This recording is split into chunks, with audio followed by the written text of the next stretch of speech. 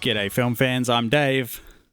And I'm John, and Jeff's a little bitch. And welcome back to The Love of Cinema, a pod in which we'll challenge one another to discuss movies, both new and old, with a strictly positive critical eye. That's right. And to keep us honest, we've made this a drinking game. A drinking game. There's that sound I love to hear. Yeah, so if you say anything negative or stupid about the movie or the world or anything, you'll hear this sound.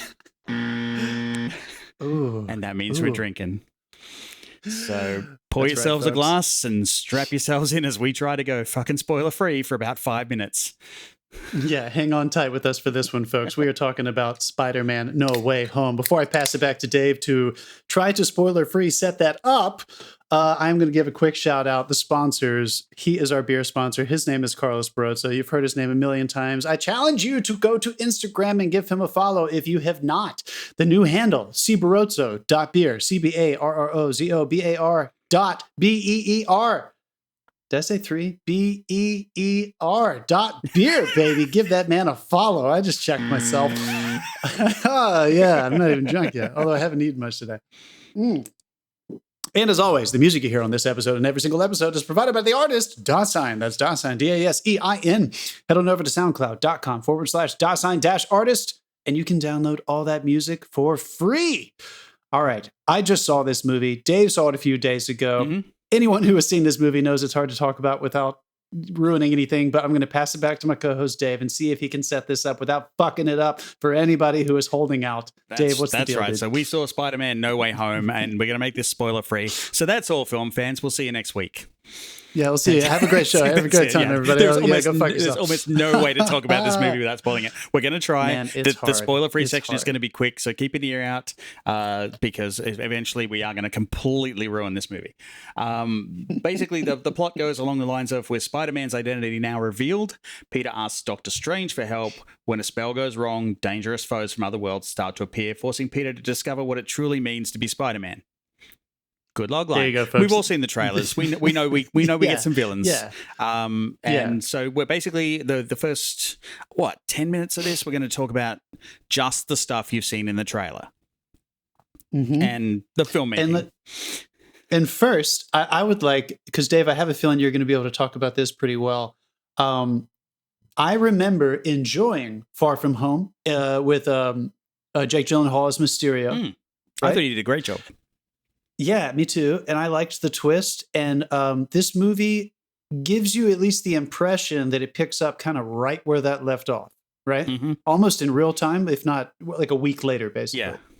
Or like just like not too long afterwards. It's so maybe seconds afterwards. It's a second after. So can you just tell people that? Let's at least make people understand that when they, because I think I could have used I may have rewatched that movie before I saw this. I think by now we can ruin Far From Home, right? So, I think so. Yeah, basically, Far From Home ends with what was a big thing with J. Jonah Jameson revealing Spider-Man's identity, or Mysterio revealing Spider-Man's identity to the world on J.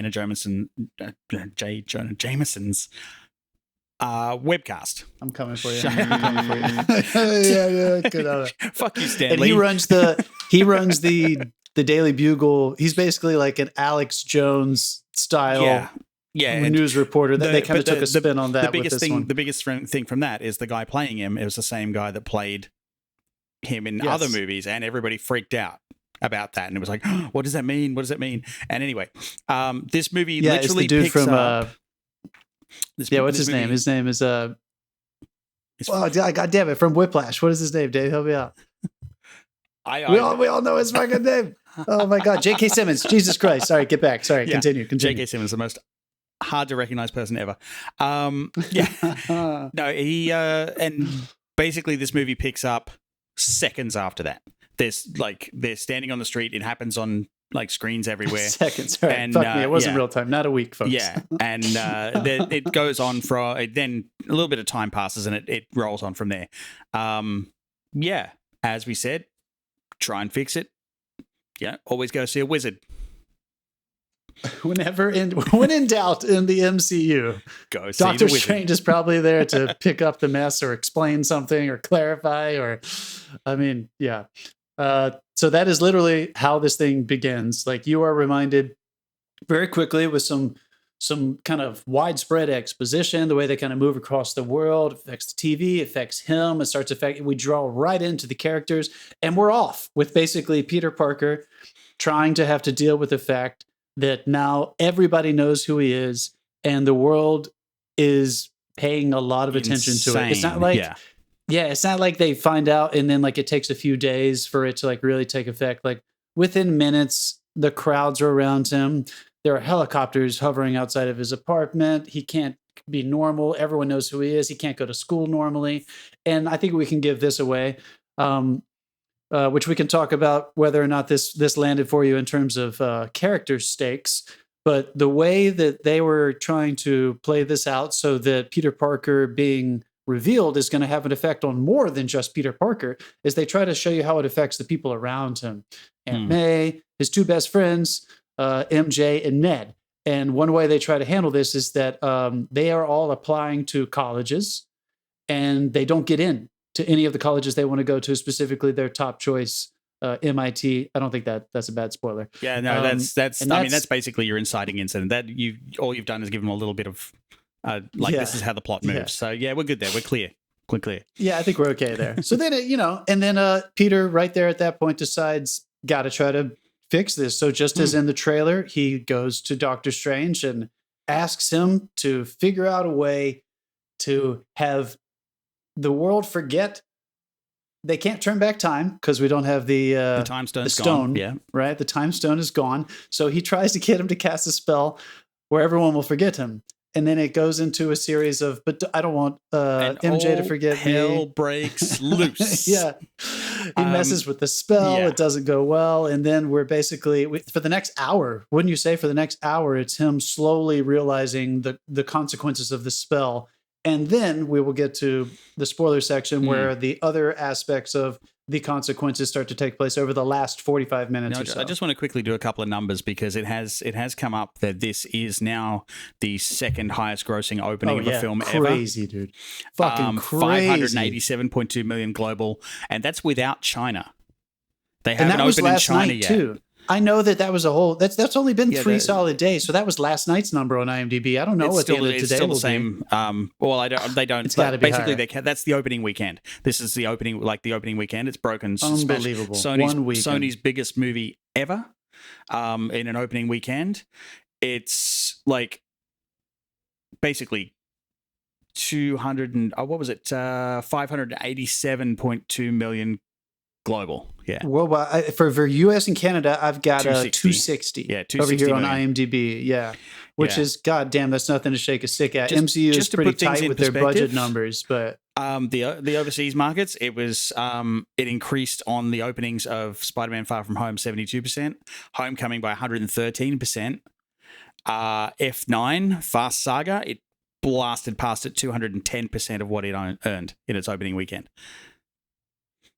Would you have any theories on that, by the way? I'm curious because these are like pre-pandemic numbers. Oh yes, I mean we are living in the middle of Omicron. I mean and we have seen a few big movies come out recently, and no one has even come close to this. In case anyone hasn't figured this out yet, we try to go see these movies in person. That's why we always talk to each other about what your experience was like in the theater.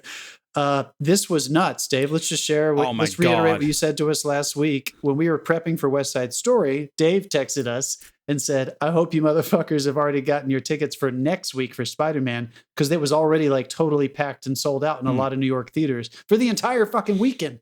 I'm living in LA. Same deal. I waited until today, Monday, before we recorded this because it was so packed. Not totally sold out, but I didn't want to sit in the front left seat. Yeah, no. Of some 3:20 a.m. showing. Like every single showing was packed. Crazy. Dave, why do you think that happened? What do you think about this movie? I think, there were 4 other Eternals releases this year, right? Or four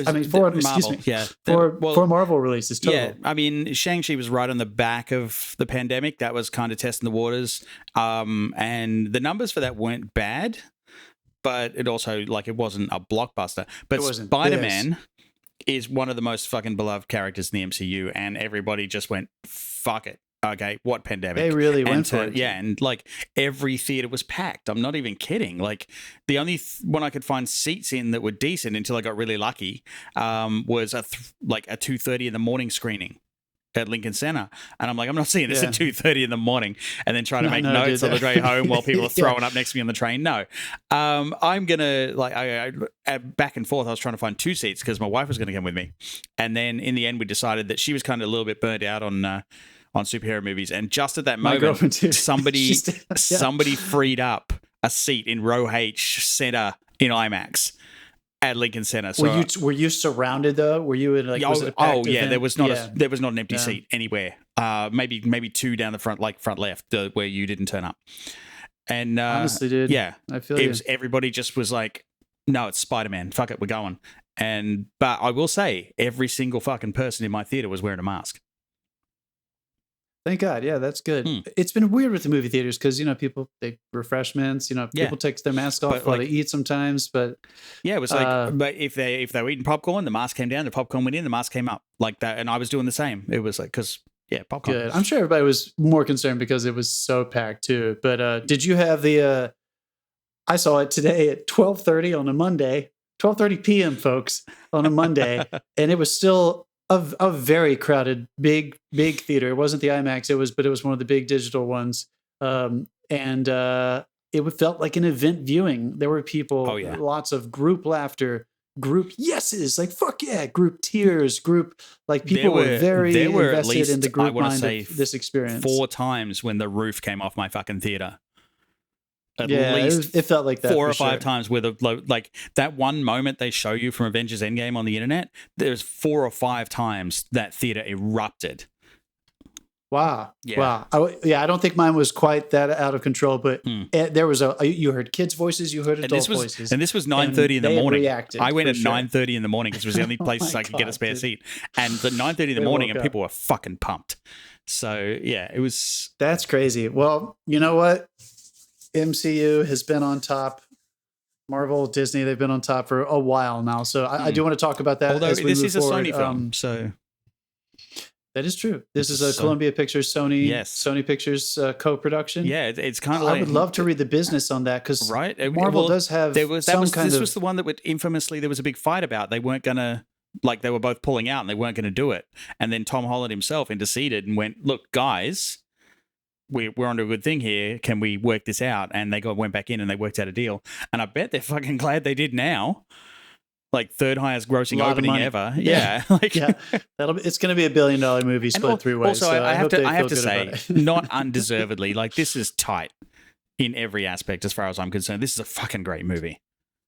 Yeah, I was going to say we haven't really done it yet. Why don't you do you want to give the 2 cents, our general 2 cents, and then Yeah. we'll go into spoilers? Yeah, Or do we want to wrap up our just general conversation about seeing it and maybe talking about the business side and some filmmaking and then go into spoilers? What would you like to do? Let's well, my 2 cents. I'm just going to go straight into it. I Hit me. had a fucking blast.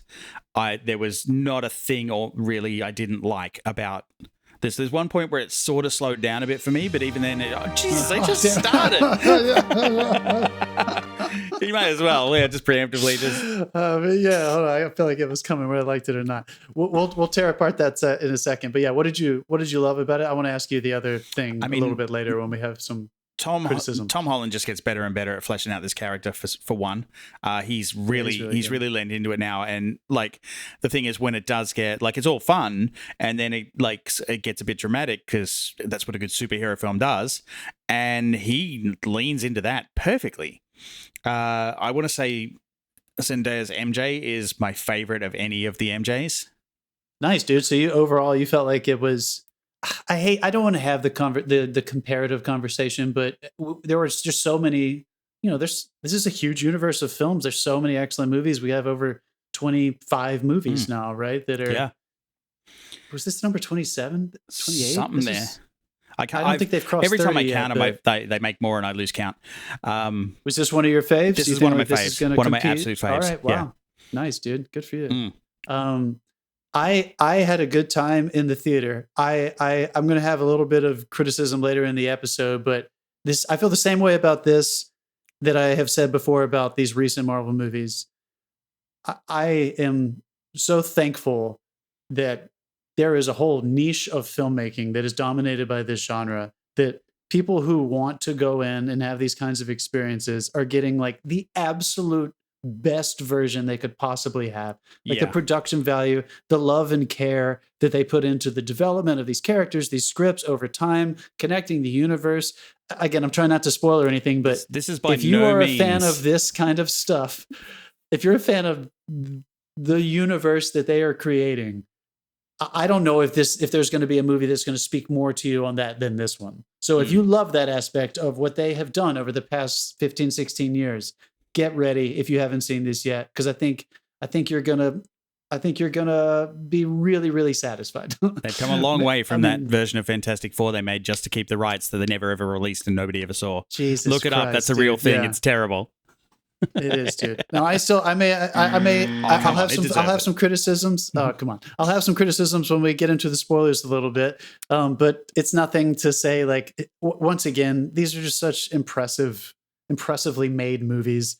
If you don't want to see this kind of movie, sure, you might not have a good time. You might not always be in the mood to see another superhero movie. Yeah. But if you love superhero movies, if you want to go have this kind of experience, if you're in for the whole serial thing that they are doing, this is just another wonderful addition to it. I think I did have more fun in Shang-Chi this year just because it was fresh. I think I enjoyed the aspect what he's that saying it was is new, if you're Ridley but- Scott or Martin Scorsese, you're probably not going to have fun in this one. Yeah, and again, I might put on my I don't know. Scorsese cap a little bit later in this buzz the episode shit so out of we you can if you do that. discuss. Yeah, I'm ready for it. But I don't want to make it sound like it was a negative thing. I am once again, you can't sit in that theater without being surrounded by hundreds of fans who love this shit and have a negative experience. That It would be energy, hard. yeah. I would challenge you Like to if try to you have sit a in a negative. half-empty theater, maybe you'll have a slightly not as positive experience. But oh my god, I walked out of this so pumped. And then of course nobody in my circle of friends had seen the movie because they couldn't get tickets, so I couldn't talk. I mean, I would also have talked saw to it anyone about it. Would you see it Saturday morning? Friday or- morning. Friday morning, yeah. So like, basically, within 12 hours of it opening, Yeah. you had already seen it. So we needed That's to. one other thing I give us a want to little touch on break. as well too. Tuesday night. So this is 2 days before the movie's open. The thing's previewed. Suddenly, social media is flooded with spoilers. Like people blowing every single surprise in the movie. 2 days before, like obviously they got a preview screening somewhere and then went, "Oh, we're first," and put it on the fucking internet. Stop doing You know what, that, folks. You know what? Oh, damn it. Can you not hear that? I'm buzzing everybody. No, I'm just I gonna don't buzz get you, no. Jay. Fuck everyone. Fuck everyone who did that. What is wrong with you? Just Yeah. don't do that. You're not cool for doing that. all you're doing is getting yourself blocked because every time some shit like that turns up on my profile, block. I never look at anything you've written ever again. You've done your dash. So fucking stop it. All right, folks. We are, I don't know how far, we're almost 20 minutes into this episode. I think we have all been we've been very polite to not spoil this anymore. Go watch the movie if you don't want to listen to us talk about it, or if you don't give a shit, stay on. If you've seen it, stay on. I'm going to pick it apart a little bit more, and I want to challenge Dave. Stop listening right now. Just give yourself a chance, because the catharsis of the things that do get revealed later in the movie, they're fun. If you're into it, if you're digging what the movie is, it gets more fun as it goes on. So just stop the podcast and go watch it if you don't want to hear us talk about that. Okay, I'm going to take a huge little gulp here. You might need to save And that. I want to ask you. Well, I want to ask you about the. I want to ask you about what you said. You were starting to say that it felt like it slowed down just a little bit for you at one point, and then I think I buzzed you because I gushed you because I thought you were only saying exclusively nice things. I'm just curious, where did it slow down for you? Or should we just give them the little recap of what happens for the rest of this movie? Okay, well, basically, as I was saying, and this is a major spoiler. Last warning, major spoiler. Major fucking spoiler. This is your fault. This is going to blow it for you. It's going to blow the surprise that everyone else is trying to blow on the internet.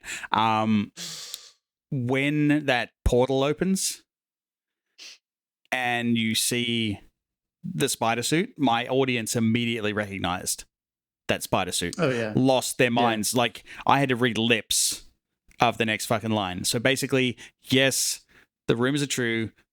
We do get some extra Spider-Man in this one. Both of them, the other live action, live action Spider-Man, yes, Spider-Man, us. That and like that in itself was great, but then it was the lab scene for me where they were just bouncing off each other, and that's where it kind of slowed down. But I think we needed that a little bit because of what came after with the gigantic fucking action piece at Statue of Liberty. Yeah, but for me, that slowed down a little bit. there, and it was. I completely agree. This is a little bit of fan service now. And now I'm just going to put out the disclaimer that I am, as I always say when we talk about these Marvel movies, I'm a fan. I'm a fan of Marvel. Like, I don't ever want to sound like I'm not a fan of Marvel. I guess I might be more of a fan of the original, like 20, because I really didn't follow comic books very closely when I was growing up. So it was really fun getting to know that initial, whatever the phase was that ends with the last Avengers. What phase does that end in, Dave? The Infinity War? I think it's phase 2. Okay, so whatever, Maybe phase 1 and 2. Phase 3. I can't remember what phase we're up That to. was real fun. I think it phase started 3. in whenever, 2006, 7, whenever Iron Man was. I had a real good time. And I stand by what I said earlier. These are extremely impressive movies. Like, so it's more about just if you're, as an audience member, are you in the mood to continue with this? I will say that just big picture, and I would, if I was friends with Kevin Feige, I would like to ask him this question just as a business model. They release so many films a year, and now they have Disney Plus streaming, which is awesome because they have 2 or 3 series being released every 6 months. They have 2 or 3 series. Big fucking reveal released on that too, the day before Spider-Man came out. Yeah, so they have a bunch of crap coming out, right? So I guess my question would be now, it kind of feels like this whole thing, this whole Marvel business is turning into a little bit of the serialized, kind of like Buck Rogers. There's an element of there's always going to be more, so don't worry if you miss this one. There's always going to be previous ones, so if you like this one, you can go back and watch a lot. So some of the scarcity is being taken away from this.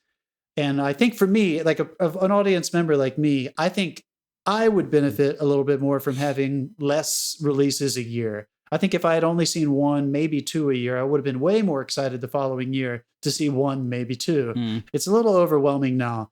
But again, that being said, this movie is so well made that if you are on board for that and you want to this is the most like serialized feeling of these kinds of movies that I have watched yet.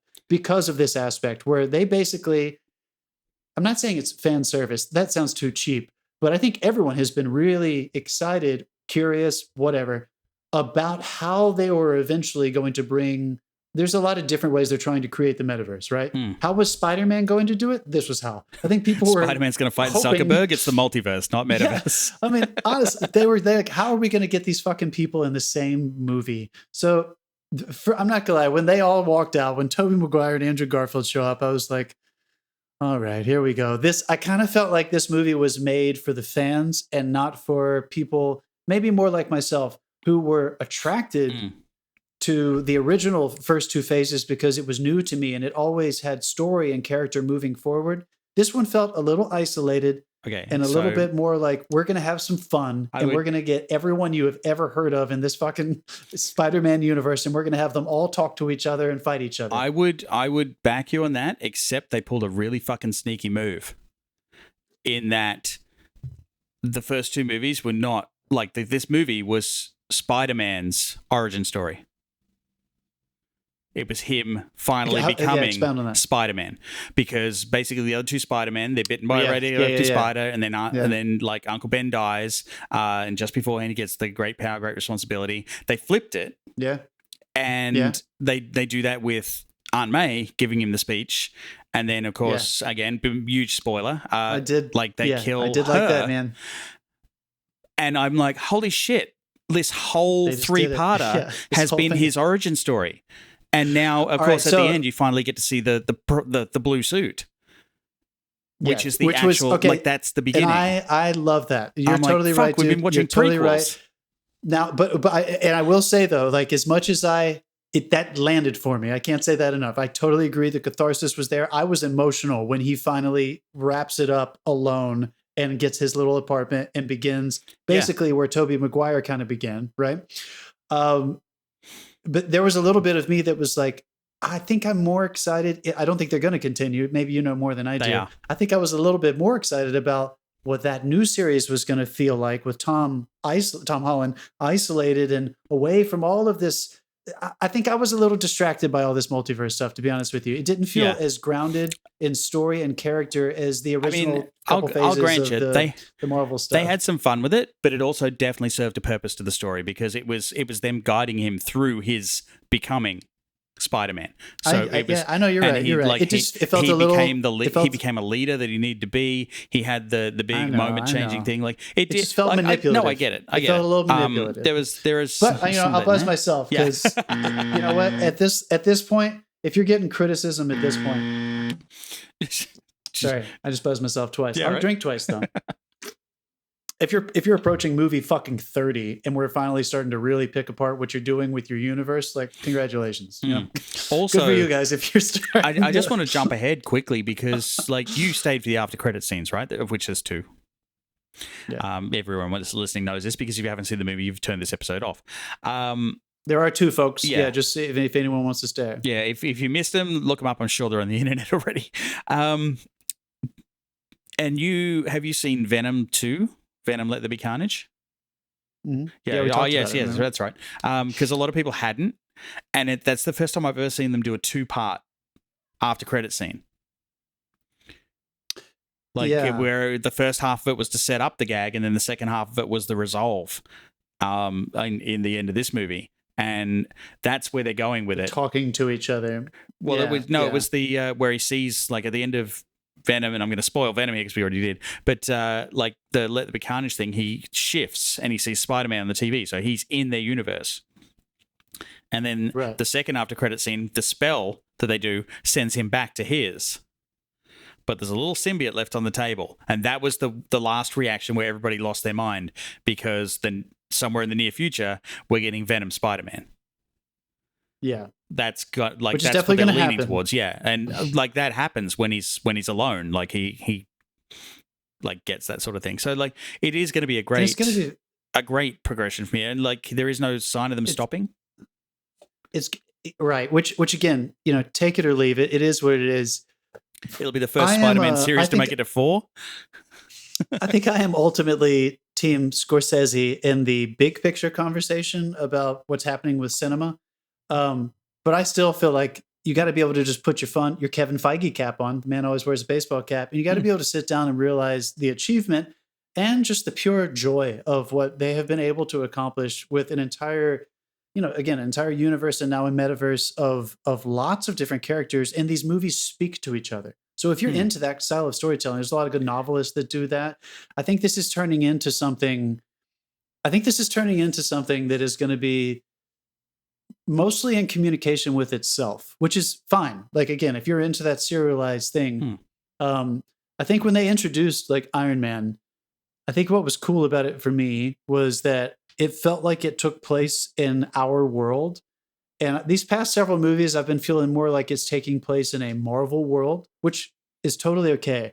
But I think as they move forward, I'm curious if they're going to gain or lose audience members because of that. I know the TV series properties are way more grounded. Like the streaming stuff they're doing on Disney Plus. They're in our reality. Is that what you mean? Pretty much. I mean, WandaVision's not in any reality, but it's still somewhat grounded. Like there's a grounded element to it. Loki is completely out there in all sorts of realities, but again, when they go to these places in Loki, it's real. And I get that, like, okay, maybe Spider-Man. But I feel like in this case, like you're introducing the multiverse, they had to introduce the possibilities. Yeah, they might have had to let the realism suffer a little. Which is, whatever. It doesn't really matter. Like you're going to go in for these things or you're not. Like I don't think. I'm really curious to talk to some famous critics right now. Like, what does it feel like to be a critic in a film world that is dominated by this genre so heavily right now? Like, I wonder if they feel like they have to hold it to the same level of accountability that they would, adult drama, one-offs. Like, is that even fair? Is that appropriate? Should you look at the MCU fans are doing that as its own thing? I mean, I know fans are bitter, but it's ironic though, because I feel like this was I don't like the term fans. I don't want to cheapen it, but you know what I mean? That this movie was for the fans. But like that's the thing. Though, if you had never seen one of these older Spider-Mans, you wouldn't have gotten this movie. It wouldn't have made sense to you. When you look at it though, like there's fan service and then there's, I guess what I'd call plot fan service. Like this served the plot. It wasn't just fan service for the sake of fan service. Not like we got in like the victory lap of Avengers Endgame. I know what you mean. Yeah. It serves the yeah. Give yourself that. And then, all right, so I guess this is the last comment, and then I'll get off this horse, and we can talk about the filmmaking, which is always incredible. John Watts directed the shit out of this. I mean, he's had all three of these, right? This is his third one, so we'll get back to him in a second. I just want to point this out for the climate that we're living in right now. I couldn't help but walk away from this thinking, this is not a criticism. It's a question for Kevin Feige and the whole team over there. They have now proclaimed with bringing this back, as Dave stated, with great power comes great responsibility. Spider-Man said it in the original Sony production with Tobey Maguire. It was like the very end of it. And they have now brought that phrase back. So now it is front and center.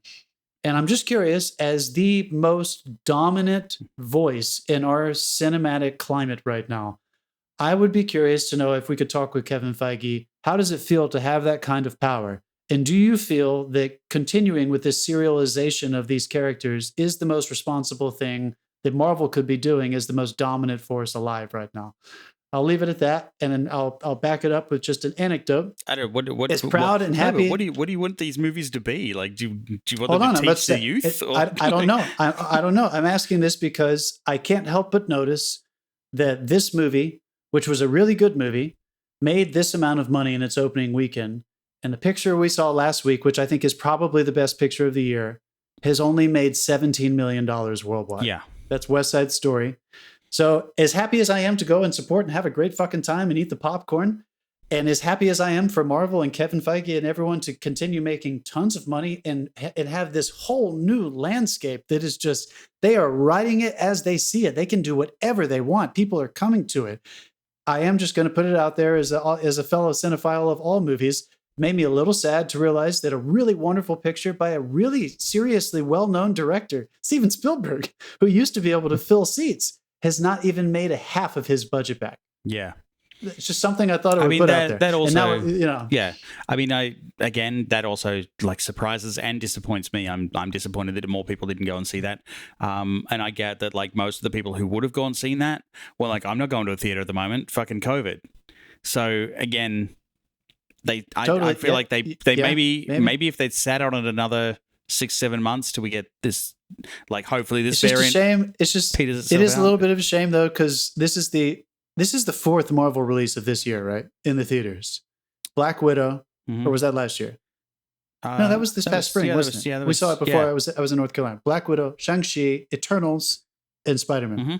I watched a wonderful film essay by Eyebrow Cinema. It's a YouTube channel. He does film essays, breaks down movies or genres or whatever, directors. And he was talking about Disney animated features from the second golden age in the late 80s into the 90s. And he was talking about how at some point the formula kind of started to break down and some people started paying a little bit less attention to them in the latter ones, Hunchback of Notre Dame, Pocahontas, blah, blah, blah. And he made a comment in there that maybe one of the reasons why that was happening is because they were releasing almost one a year and people kind of got overstimulated. No. And it just made me think. Why that happened is because they weren't just releasing one a year. They were releasing one a year and then 7 direct-to-video sequels. They were releasing the sequels, but like they had a whole direct-to-video wing. So if you got one movie, you would have 6 follow-up movies in Kmart sitting there waiting for you to buy. And like the happiest day on earth was when that fucking direct-to-video wing got shut down, to be honest. Like that was atrocious. I agree with that, but I think you know where I'm going with this. It's hard to have when you are on top, and of course I respect the fuck out of them. This is not a criticism of their business success. They've nailed it. Disney, I know, merged with them and acquired them, but technically Kevin Feige still runs that shop. They have dominated this, but I will just point out, we are now in Oscar season. Nightmare Alley came out this weekend. West Side Story came out last weekend. Nightmare Alley did not do good. And neither of these stand a chance to make the amount of money that they could possibly make if Marvel didn't release 4 movies a year. So it's impossible to compete with. You know that Marvel is going to get a gigantic response. Who the fuck released Nightmare Alley on the same day as Spider-Man? I don't know. Who knows? And we really don't know, folks. We're just talking here. I don't know if that was a COVID pushback scheduling somebody thing. got a nasty email for that one, I'm sure. It's like, so did the Being of the Ricardos came out this. So there's like a bunch of Oscar movies that are being released every weekend now. And all we can say for sure is that for the next month, the IMAX and expanded formats are going to be swallowed up by Spider-Man, for sure. Matrix will probably get some of them next weekend. None of the people voting on Oscar films go to the movies anyway. They get them sent to their house. I guess that's true. But nonetheless, we're talking about theatrical releases because there's a lot of money in those things. We still do look at those numbers. So anyway, I just wanted to pose that as a question, as a movie lover, as a cinephile, as a paying audience member, and maybe to anyone who is in power that listens. For a movie that just said, with great power comes responsibility, respond to us, folks. What do we think about the Marvel Cinematic Universe and their level of responsibility to the cinematic climate we currently live in? Are they a monopoly? Are we excited about it? Do we want more? Do we think they should maybe share the wealth a little bit and let some other people have a chance? Coming soon, John opens his own sub-podcast where it's a Ridley Scott go fuck yourself tour. I mean, it's just I just want other people to have a chance. West Side Story made like $17 million. That's a great example of West Side Story. It's like that was a fantastic film, and that should have made so much more. But yeah, it is. We're definitely going to see Nightmare Alley, but this was a toss-up because we wanted to see your Spider-Man date night film should not be Spider-Man. It is fun. Go see it. Yeah. But also go see other things. Yes. See other things. Let's see other movies. Anyway, let's talk about the filmmaking, dude. You mentioned that in the middle of this movie, it takes a turn.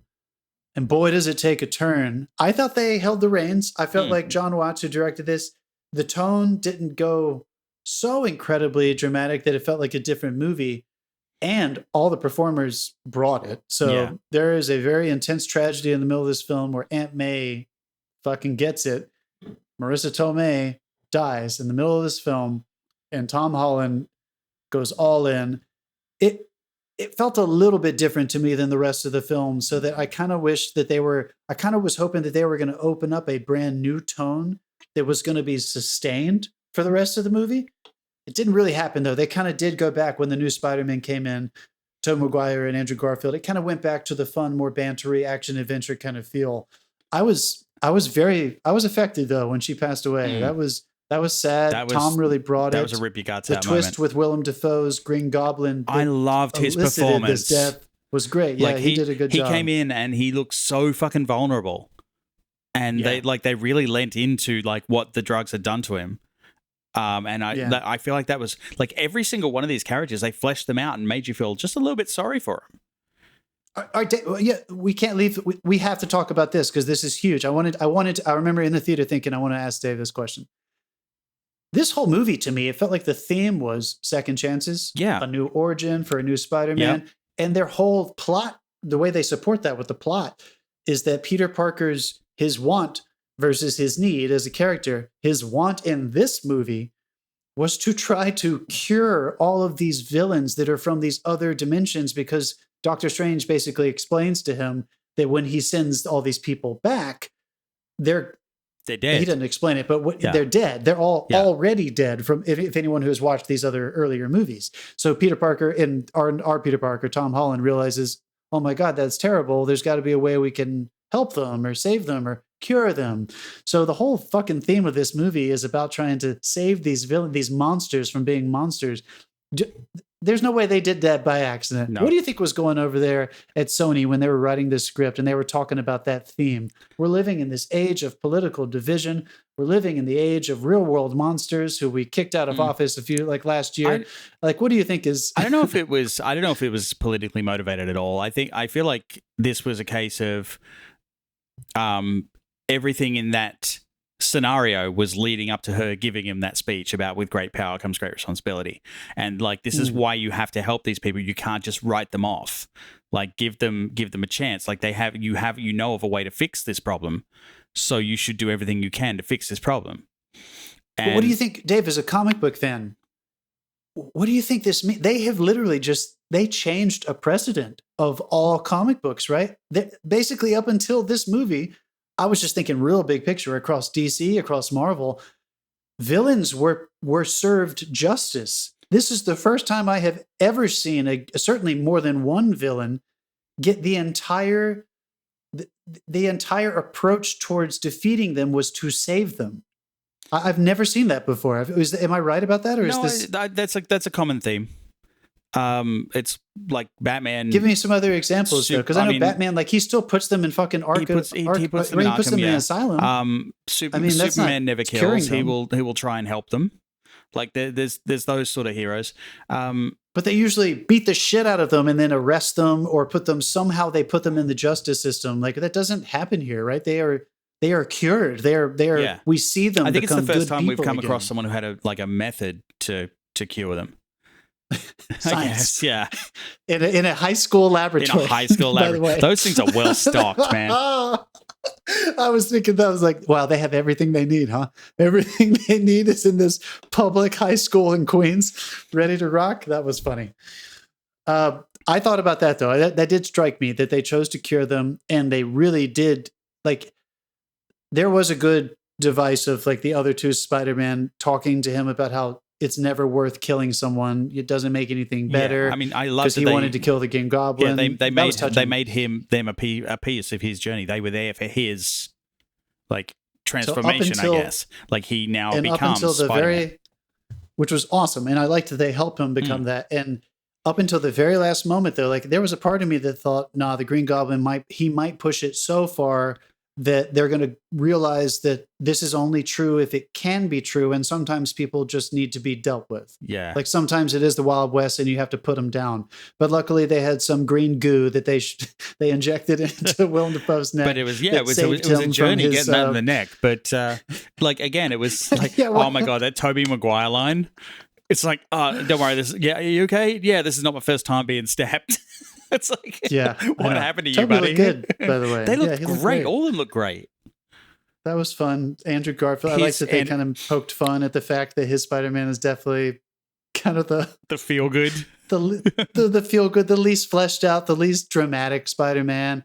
Even though he got to save, actually, that was a huge when he moment. saved her. Yeah, like that was he nailed that moment too, because that wouldn't have worked if he hadn't have pulled it off the way he did. Like, just the performance. Because I remember seeing. Are you okay? I remember seeing that, and he sold that before anything was even, like, he landed and boom, sold instantly in his reaction. Like, that was a great moment. Filmmaking wise, though, I thought I remember thinking an hour and a half in. I don't know what time it was, but it felt like it was more than an hour. An hour in, Peter Parker realizes, he says, like, I don't care, it's my mistake, we have to send them all back. And then the other two they enter into the story, the other two Spider-Man, and they have a new way to approach dealing with this. But this is basically in his lament of Aunt May, and he's thinking, I made a huge mistake, it's time to send these people back. I don't care if they die, I don't care who dies. I do remember thinking that took a long time to get there. But that the last 45 minutes of the movie probably would not have mattered if it didn't take them that long to get there. So there's almost like a complete movie leading up to the death of Aunt May. Yeah. Like, they could have split this thing up. If this was a serial, 3-part miniseries, that would have been part 1 and 2. What'd you say? God, I'm glad they didn't. I couldn't have taken that.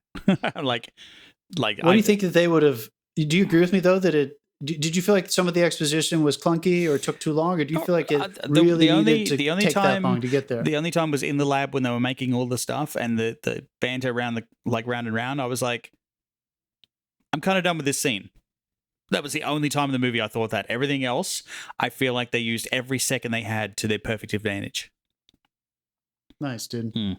There were some moments with Strange towards the beginning where it was, I don't know. Banter's always hard because, again, you have to put on your Marvel cap. Marvel likes banter. You got to kind of go in expecting, like, there are some jokes that come out of plot too. They're really good writers, but some of the jokes come out of banter, and you also have to just put another handful of popcorn in your mouth and enjoy yourself.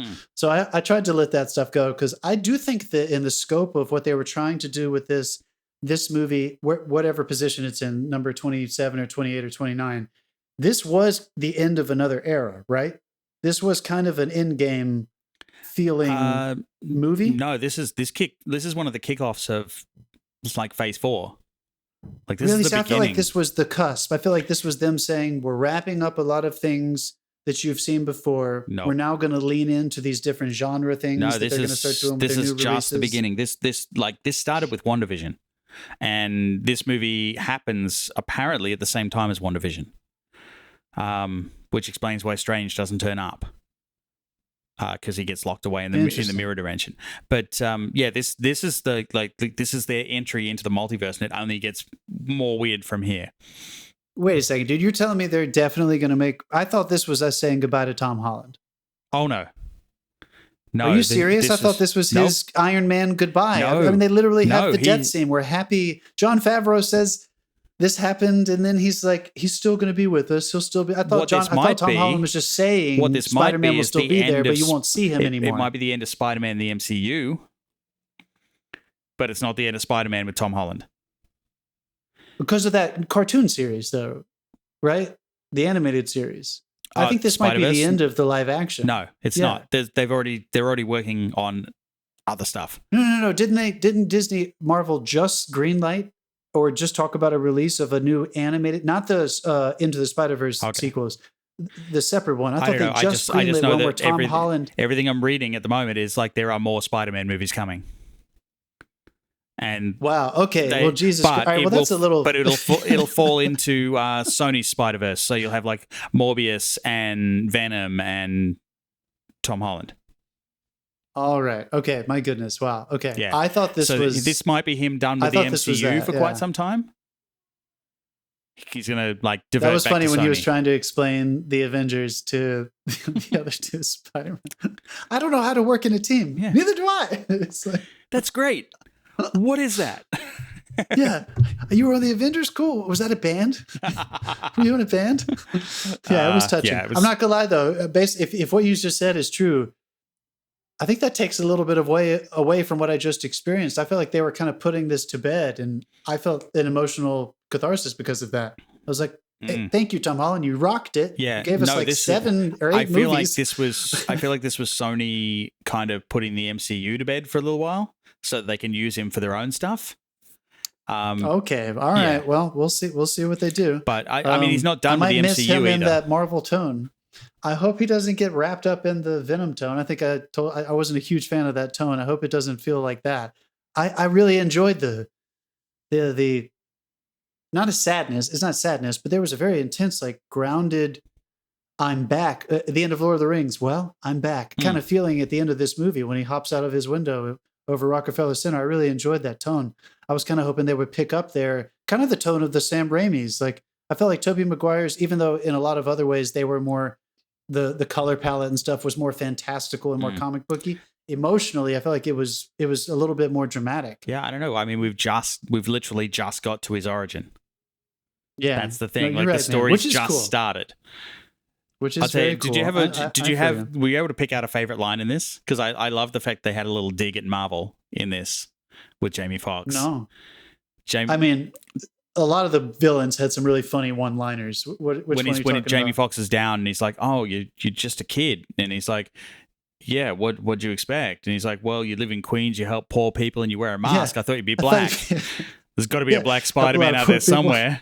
And I'm like, oh yeah, yes it does. Which did make me excited. I can't wait for the sequel of that. That was a really great movie, Spider-Verse. Yeah, I can't wait for the live action one. They've got to get to the live action of Miles eventually.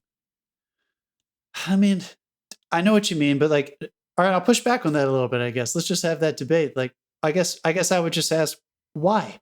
Like that movie was so cool because of the animation and because of what they were able to do. Why do we need to make it a live action one? Is it just so we can see a real live person of color? I understand that argument. No, it's just because it's a really fucking cool character. Like it's like yeah, it was cool. I just think they can continue that in their awesome animated universe. Like we're getting a second one of those. So that makes me happy. That movie for now, was kick-ass. If no one it was. Anyone who hasn't seen that was one of my favorite movies of 17. I can't remember when that came out. Time has no meaning anymore. Really fun spin on it. Anything filmmaking wise we want to jump into? I mean, all these Marvel movies are just so excellent the way they handle their action. Could you mention the previous tech on this? It's like, well, there's 18 months of my life. Like dude, can you imagine? Yeah. I'm just going to give a little in here just to give people a little taste of what this is like. I was privileged enough to be able to be on a Zoom call with Ryan Coogler over the summer, and he was talking to a group of us, and we were just asking him questions, and he said that he had been in previs for the next Black Panther. He was in his second year of previs. Yeah. Folks, this is also pre-production. If anyone who doesn't understand the difference, but in previs, that was only half a joke. That's the point. No, it's so true. There is a point in your pre-production in these kinds of movies where there's so much technical special effects that they have basically decided to, let's not just pre-visualize and make literally 3D, like almost like video game style animation of the big action sequences. Let's just do the whole fucking movie so we can understand all the pacing and everything. So they literally create a pre-visualization composite of the entire film before it is ever shot, any of it. Mm-hmm. And so the movies like this, to take it back to this picture with director John Watts, who made all 3 of these Spider-Man movies, he probably worked on this movie for over 2 years before you ever even saw the first trailer. Yep. He probably, was in pre-visualization before anybody even finalized all the this one would have been a little casting. This one would have been a little quicker because they already had all the models. So they did have a lot of the models. No, you're totally right, and they had a lot of the key cast already in place. And they already have New York left over from Avengers. So, man, it really was. It's just all the. I really enjoyed the first. Story-wise, I felt like it really explodes out of nowhere. So again, you got to just commit to it. When Dr. Octopus, Doc Ock appears, you got to just be like, all right, here comes the multiverse. You got to just put that handful of popcorn in your mouth and say, fuck yeah, let's do it.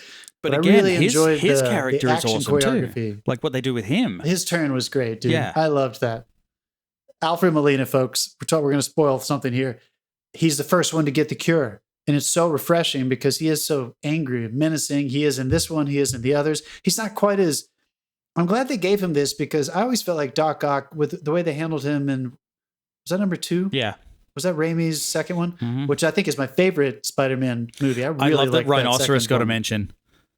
The Rhino got a mention because it was like the people were so pissed off because they're like, Paul Giamatti as Rhino, that's going to be awesome, and he was in the last 30 seconds of the fucking film. It was like the stinger for the next one that we never got. Not cool. I know, really. All those Amazing Spider-Man movies, I don't think hold up as well. We could do a whole series on those 3 movies if we wanted to. But I really like number 2, Sam Raimi's second Spider-Man with Tobey Maguire, and I appreciated that they let Dr. Octopus have a little bit more of an arc here. Yeah. Because he goes bad so quickly in that second one that he does kind of turn into a 2-dimensional villain. Unlike just the nature of the Hobgoblin, he is split in 2. So you always get to see his conflict a little bit more. So I thought it was cool that they let Doc Ock get cured first here. So it's Green Goblin. Hobgoblin's another one. Oh yeah, excuse me. Green Goblin. But in light of that, I wanted to ask you this. Do you think, what does Tolkien call the eagles? He has like a whole word that he uses for the savior at the very end of the third act. Yeah. The Yucca something. The Doc Ock kind of comes out of nowhere at the end of this movie and really does save the day. He really helps them out in a very big way. It's very, without him, I don't know if they would have won. That got me too, though. Like, did that work for you? I was like, what? Did you think he had turned? Because I felt like that was a little, I don't know if that worked for me perfectly because they never showed that point I was invested. Him get bad. By that point I was invested and he's turned up with them and I'm like, oh shit, it didn't work. And it didn't. You just said that's how you justified it. It just didn't hold. Shit, kind of like he's gone back, and then I wanted just one moment where the villains were alone or something, or even where he was just alone. It would have. I just needed one tiny moment to justify that, and I think it would have worked better for me. It felt a little bit like save the day, but it didn't take it away. That scene probably exists. It probably does. I know it's probably on the.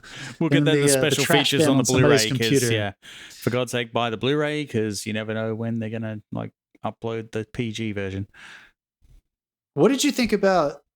Dave, explain this to me. I know we're getting a long episode here, but I just explain this to me when I need this. When the Green Goblin, let's get the next years up. When the Green Goblin becomes really strong.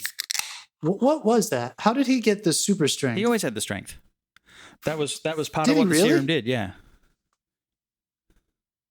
Dude, I don't think I realized that. Did they? I haven't watched those movies in a long time. I don't remember him being that strong where he could literally hand to hand put up a really good fight with Spider-Man. I think I just forgot that. So there's an awesome sequence. What we're talking about here, maybe folks. They didn't flesh that out. There is an awesome sequence where the Green Goblin basically reveals that he's been using them to get that when they're all trying to cure, and he basically turns and releases all the villains, and he starts fighting Spider-Man, and they have an awesome fist fight. It's a fucking fist fight. It's not even. It's not like martial arts. It's like they're actually duking it out, throwing each other through walls and floors. Fist fight.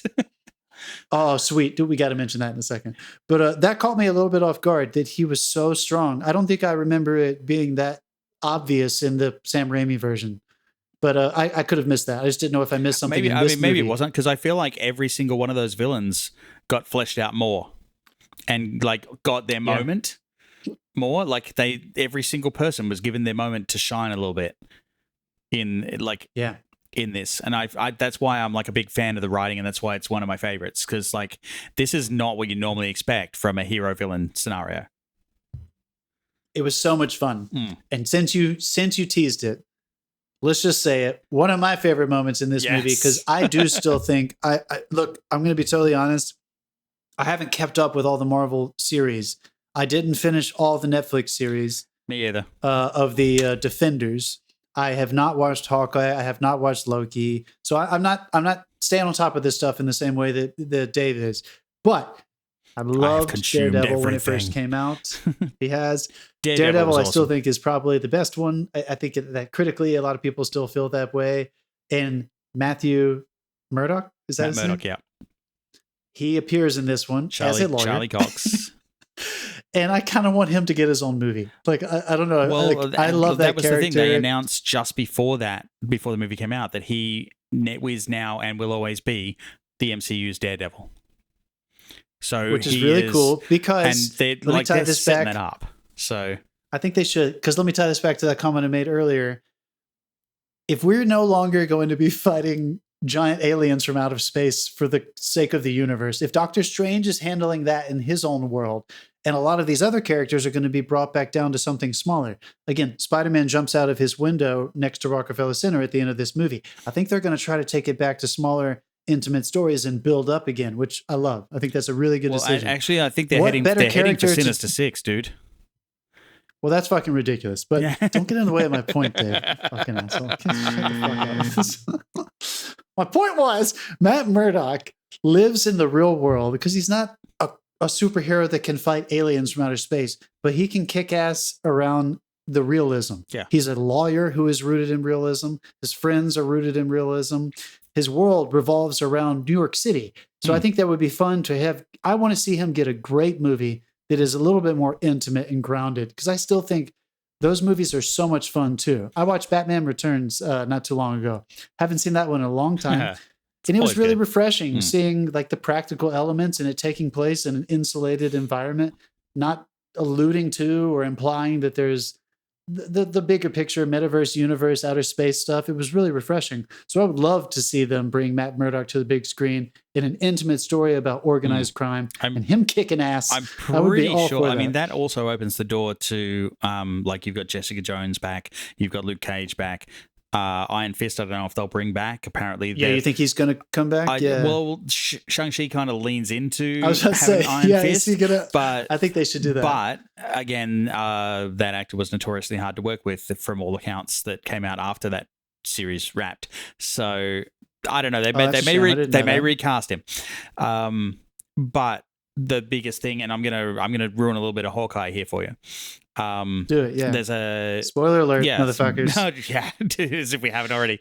But spoiler for a different series. Well, no, the day after they announced Charlie Cox was once and for all the MCU's Daredevil. In Hawkeye, they go into basically there's a whole scenario where there's a conspiracy going on, and one of them tracks a character in, and she's standing there talking to fucking Kingpin. And it's D'Onofrio. D'Onofrio? It's D'Onofrio. Is it? He is now in the MCU. And I lost my fucking mind and danced around the living room. I've been waiting for that guy to come back. And it was the happiest day. So I had Season that one of followed by Daredevil. Spider-Man. I was like, fuck yes. That was good television, man. That was amazing cinematography. Like the filmmaking, the storytelling, that was really good. It was really good. Really good. So yeah, if they deserve if they're going to start opening up the movie platforms as well, he would probably be my first choice for any of these TV characters to ascend. Yeah, into that next level. I feel like they'll bring them in as ancillary characters when something happens in New York. I don't know, but I mean, Kate Bishop's coming. We've got she's in Hawkeye. Obviously, we know that already. So that's an extra character that's being thrown in, and they nailed that as well. There's a lot happening. You should really watch the series. They're really fucking good. Jeff said nice things to it. You said nice things. So Loki's just fun. Fuck me, I'm still behind. And Loki also introduces the big villain for Phase 4. So, and apparently he was supposed to be an after credit scene where they revealed him, but he was so fucking good they gave him an entire episode to monologue. So this is crazy, and we still have the big ones to look forward to as well. Guardians of the Galaxy, and Thor. They're still coming back. Guardians of the Galaxy. Not too long from now. That's going to be a wrap up film because that Guardians team is done. Is Gunn directing it? Yeah. Oh yeah. Nice. Writing and directing. Good. Yeah, that's going to be a wrap up for that team, and we'll see what the new Guardians are after that, I guess. Well, you know what, folks? We have passed an hour. Oh my God, we've done it again. Told you all the good things about this movie. It is fun to watch. I think I laid down some criticisms as well. Come at us if you disagree. I would love to hear everybody's thoughts on the MCU stuff with the responsibility thing. I would love for everyone to go see this movie and West Side Story and some other great movies. Go and see West Side Story. To be it's really seen. worth it. But yeah, definitely enjoy yourself. Have a great time in the theater with this one. I think you're going to have fun. Before we wrap up, what have you been watching? What the fuck have I been watching? Well, I told you 2 nights ago I watched Batman Returns. Yes. That was a lovely rewatch. I had not seen that one in a long time. And I started that series. Darren Aronofsky is producing us on Disney Plus called Welcome to Earth with Will Smith. Oh, yeah. I don't know if you've checked it out yet, but Will goes around the world to some cool exploration kind of things, and they're all touching on a different sense, smell, sight, touch, things like that. So it's kind of an interesting, seems weird. I like it. Perspective on exploration and naturalistic documentation, kind of documentary kind of feeling stuff. So that has been fun. I also have been laying into the holiday movies, so I watched The Home Alones, which was did you even watch the new one? Did you watch the new one? What new one? They made another one. Yeah, there's a new one. We're gonna have to do a show on this. I feel it wasn't really that bad coming on. What? Wait a second. What number was that? It's after number 3, where there was like a nuclear bomb in the new kid's backpack, and he was like, I can't do this anymore. Yeah, this is I can't remember what it's called, but I think it's on Netflix. But yeah, they've remade Home Alone with a British kid. Jesus, okay, with a British kid. I had no idea. Oh, you know what else I watched? I do want to shout this out because this was in light of that speech I gave, I watched Dope Sick. I don't know if anyone has heard of that. I don't know if you've heard of that. I've heard of that. Pretty big name cast on Hulu. Limited series dealing with the Sacklers, taking place from the Sacklers releasing OxyContin, developing it in the late 80s, releasing it in 96, dealing with all of the aftermath, mostly focusing on Appalachia and the court lawsuits that begin to be built against the Sacklers in the early 2000s. Anyone who is at all interested in the opioid crisis should probably watch this show. It was informative, also compelling. The performances are strong. I don't know if anyone, if you like the movie Spotlight, that kind of vibe with content that is built around real life stuff that has really strong performances and good fictional, telling. This is probably one you should check out. I watched it in 2 days. Quick, not easy, but cool. Quick and compelling. I'll say that. Definitely check that out. Cool. How about you, dude? I binged The Witcher. Season 2 of The Witcher is out. That's season 2? How many years did they take off? A year. It was a year and a bit because they kept getting held up because of pandemic. So yeah, that was. And there's an animated movie as well I haven't seen yet. Teresa's seen it. How was it? Awesome. I've never seen a moment of that season show. Season 2 is so much better than season 1, and season 1 is really good in my opinion. Yeah. Season 1 has a weird time thing where things are happening in 2 different time frames. Season 2 doesn't do that. It settles right into the fucking story, and it's great. I love it. Nice. I also I'm almost through season 2 of Lost in Space because season 3 has come out and it's finished, and that was the one I aforementioned that With, those dickheads Miss ruined Blunt? for me. Yeah. And Mrs. Blunt. and then I tried to get into Cowboy Bebop. I so tried. I really tried. The live action. That came out last year, right? The live action one came out recently, and it's already been axed. Oh, the trailer came out last year. I remember the trailer looked awesome. The series has already been axed by Netflix, and I can understand why, because it's just so fucking boring. Are you serious? Yeah. God, that trailer looked incredible. I know. I wanted this to be great, and it wasn't. Like I'm That's a 1.5 real shame, man. episodes in. I keep turning it off and watching something else. 1.5. How long were the episodes? Were they hour long? No, they're like 43 minutes. I think they're like 50 minutes. Yeah. But Jesus Christ! I just shit, get that bored. Sucks. But yeah, that's too bad. But, well, The Witcher, absolutely recommend. It's fun, and Henry Cavill owns this shit. Good for Henry Cavill, man. Yeah. I've always thought he was. I wanted him to find like a role. If he never does Superman again, I'd be happy with him doing this. Do you think he's going to? Are they bringing out more? No, there's no plan. Who knows what the fuck Warner Brothers is doing? They keep like fucking themselves every time. What are they? The left hand doesn't know what the right hand's doing. There's like a civil Warner Brothers war going on. It can feel that way. I think they need to figure out and maybe revamp what they're going to do with their whole.